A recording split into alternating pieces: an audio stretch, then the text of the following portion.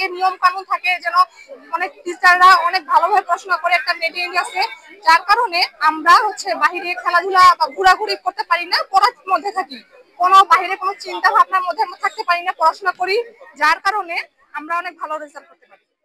আল্লাহর কাছে শুকরিয়া আদায় করি যে আমি আলহামদুলিল্লাহ A+ পাইছি। কলেজের প্রতি আমার স্যারদের প্রতি অনেক কৃতজ্ঞতা। স্যাররা অনেক ভালোভাবে ক্লাস নিত, ক্লাসে ঠিকভাবে বুঝায় দিত পড়া।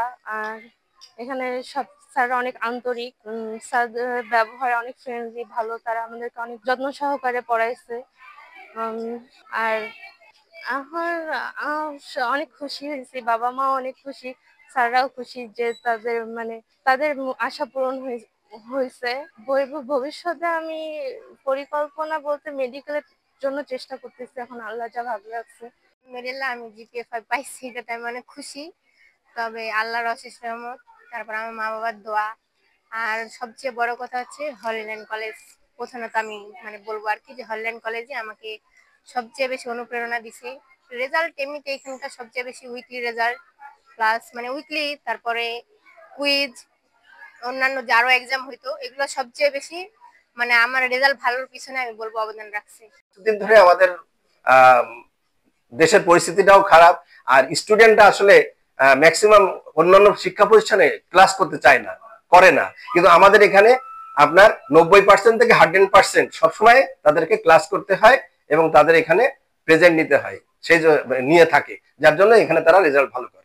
বিপর্যয়ের কারণ এবার আমরা যতটুকু জেনেছি যে দিনাজপুর বোর্ডে 2টা পরীক্ষার প্রশ্ন একটু কঠিন হয়েছিল, বিশেষ করে বায়োলজি এবং ম্যাথ, সেটাও একটা ব্যাপার যে তাদের এটা। আর একটা শুনেছি যে গ্রেসের ব্যবস্থা এবার নাই, যা পেয়েছে সেটাতেই ফলাফল করা হয়েছে।